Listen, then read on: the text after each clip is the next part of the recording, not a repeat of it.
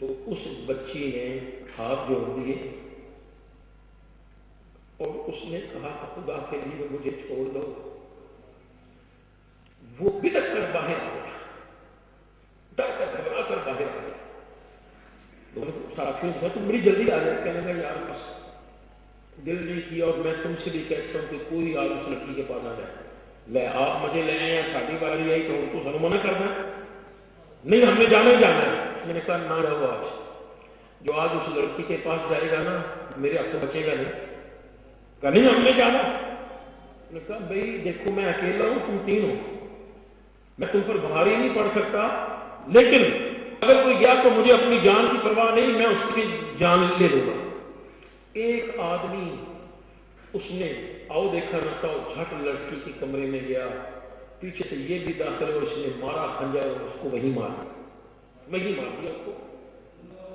اب جب مار دیا تو ہوا گیا, باقی کیا تو ڈر کے بھاگ گئے. انہوں نے عدالت میں یہ رٹ دائر کر دی کہ یہ قاتل ہے ہمارے ساتھی. پولیس نے پکڑ لیا, مقدمہ چلا. اب جب مقدمہ چلتا رہا, جس دن فیصلہ ہونا تھا نا, اس رات کچھ عمراء آئے. قاضی صاحب, یہ آج کل کے جج تو نہیں تھے, ہمیں چار پیر تو لگے تھے ہیں, ادھر لگے تھے ہیں. عمراء آئے کہ اس کو چھوڑ دو. نہیں, شریعت میں کہتی نہیں چھوڑو. بڑی بڑی سفارشیں, نہیں چھوڑوں گا. جس دن فیصلہ ہونا تھا اس دن ایک گھوڑ سوار آیا, چودھری کے چاند کی طرح چہرہ چمک رہا ہے, اور فرمایا جج صاحب مجھے پہچانتے ہو؟ رات خواب میں تو دیکھا ہی ہوگا, اس کو بری کر دو. جج صاحب نے بری کر دیا, اس کو بلا لیا, رشتہ داروں کو بھی بلا لیا, جن کا وہ فوت ہوا تھا ان کو بھی بلا لیا, جو مدعی تھے ان کو بھی بلا لیا. ان کو بلا کے جو کہنے لگا وہ ذرا یہاں سے سننے والی بات ہے. وہ کہنے لگا میں نے اس کے لیے ساری سفارشیں میں نے رد کر دی. پتہ نہیں کس کو کیا حالت تھی, اس کے ساتھ کیا حاجت تھی کہ اس نے کی سفارش کی, میں نے کسی کی نہیں مانی. رات میں نے خواب میں رسول اللہ صلی اللہ علیہ وسلم کو دیکھا ہے. سرکار فرماتے ہیں صبح میرا کراچی جائے گا, اس کے کہنے پر اسے آزاد کر دینا. میں نے رسول اللہ صلی اللہ علیہ وسلم کے کہنے پر اسے آزاد کیا ہے, لیکن میں پوچھنا چاہتا ہوں اس سے, وہ بندہ خدا بتا تو صحیح, تیری سفارش اللہ کا رسول کر رہا ہے, اور تو نے کیا ایسا عمل کیا ہے کہ اللہ کے رسول تشریف لائے؟ فرمایا میرا عمل کوئی نہیں ہے, ہاں اتنا ضرور ہے, جب میں اس بچی کے پاس گیا تھا اس نے ہاتھ جوڑے اور کہا خیال کرنا میں رسول اللہ کی شہزادی ہوں, میں سید زادی ہوں, اور ایک زندہ آدمی تاکہ سید زادوں کا خیال کرے, اللہ اس طرح محبوب پیارے سے سفارش فرما دے, اور تو نے سرکار کی آ کر خیال کرے گی, ہمیں کتنا کچھ ملے گا. عظمت آل نبی بھول نہ جانا لوگو, عظمت آل نبی بھول نہ, عظمت آل نبی بھول نہ جانا لوگو, دیکھنا غیر کی باتوں میں نہ آنا لوگو. تو سنیے میرے مصطفیٰ کریم علیہ السلام کیا ارشاد فرماتے ہیں. وقت کی طرف میری نظر ہے, مواد بہت سارا باقی ہے جو آپ کو سنانا ہے. میرے مصطفیٰ کریم علیہ السلام نے ارشاد فرمایا کہ 4 شخص ایسے ہیں جن کی شفاعت میں مصطفیٰ کروں گا. ایک میری اہل بیت کی عزت کرنے والا, اس نے عزت کی تھی تو اللہ نے کتنا مقام دیا. دوسرا فرمایا میں اس کی بھی سفارش کروں گا جو میری اہل بیت میں سے کوئی حاجت لے کے آئے تو اسے وہ ضرور کرے، کسی حاجت کو پورا کرے اہل بیت میں سے، میں اس کی بھی شفاعت کروں گا۔ تیسرا فرمایا جو ان کے لیے کسی کام میں کوشش کرے گا، تیسرا میں اس کی بھی شفاعت کروں گا۔ چوتھا پھر ہم جیسوں کے لیے تو مبارک ہے ہی ہے، میرے مصطفیٰ کریم علیہ الصلوۃ والسلام فرماتے ہیں والمحب لہ بقلبہ ولسانہ، جو دل سے اور زبان سے صرف محبت کا اقرار کرے میں مصطفیٰ اس کی بھی شفاعت کروں۔ تو بتائیے ارے ویسے محبت کرنی چاہیے کہ نہیں کرنی چاہیے؟ ان کی تکریم کرنی چاہیے کہ نہیں چاہیے؟ اگر کوئی آ جائے اس کو کوئی ضرورت ہو تو اس کی حد الوسع کوشش کرنی چاہیے کہ نہیں کرنی چاہیے؟ تو یہ ساری باتیں وہ ہیں جسے رسول اللہ صلی اللہ علیہ وسلم کی شفاعت نصیب ہوتی ہے۔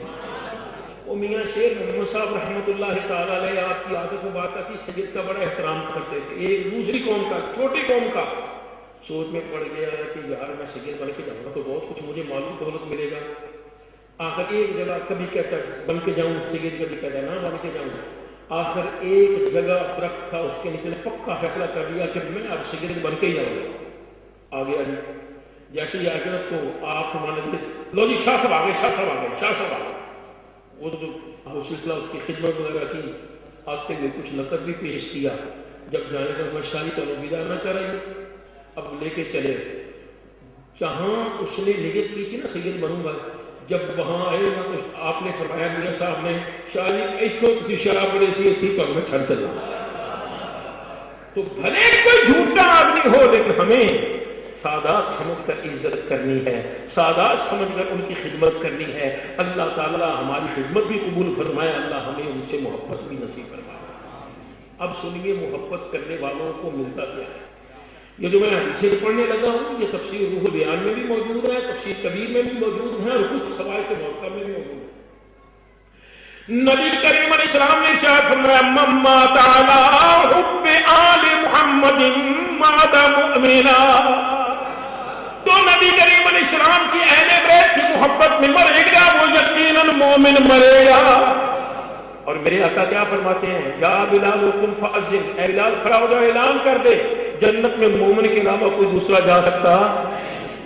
نبی کریم علیہ السلام کی ایک دوسری روایت سے کیا فرماتے ہیں من مات علی حب آل محمد مات شہیدا، جو نبی کریم علیہ السلام کی آل کی محبت میں فوت ہوا گویا وہ شہید کا مرتبہ لے گیا۔ اور سنیے فرماتے ہیں الا خبردار ومن مات علی حب آل محمد مات مغفورا ومات تائبا، نبی کریم علیہ السلام ارشاد فرماتے ہیں جو میری آل کی محبت میں فوت ہوا اسی میں اس کا انتقال ہوا، وہ گناہ سے توبہ کر کے بھی فوت ہوا اور اس کی بخشش بھی ہو گئی۔ اور سنیے نبی کریم علیہ السلام ارشاد فرماتے ہیں من مات علی حب آل محمد بشرہ ملک الموت بالجنہ، اسے ملک الموت جنت کی خوشخبری پہلے سناتے ہیں۔ وہ منکر و نکیر، اور نکیرین بھی اسے جنت کی خوشخبری سناتے ہیں۔ پھر ایک جگہ فرمایا من مات علی حب آل محمد یذف الی الجنۃ کما تذف العروس الی زوجها، سرکار فرماتے ہیں جو اہل بیت کی محبت میں فوت ہوا اسے جنت میں فرشتے ایسے لے کے جائیں گے جیسے دلہن کو اس کے خاوند کے گھر لے جایا جاتا ہے۔ مجھے قرآن مجید کی ایک آیت یاد ہے وسیق الذین اتقوا ربهم الی الجنۃ زمرا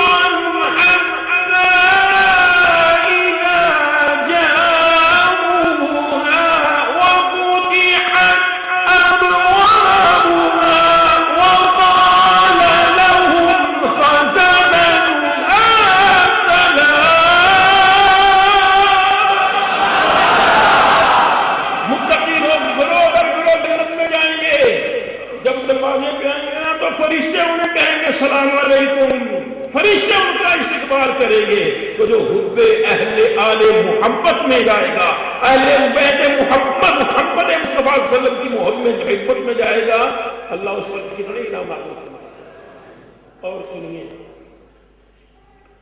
نبی کریم علیہ السلام کی شان اللہ ومن مات علی حب آل محمد فتح له فی قبرہ بابان الی الجنہ، جو اہل بیت کی محبت میں فوت ہوا اس کے لیے جنت کی طرف سے اس کی قبر میں 2 دروازے کھولے گئے، 2 دروازے کھولے جائیں گے۔ اور یہ ساری حدیثیں میں سمجھتا ہوں یہ ساری روایتیں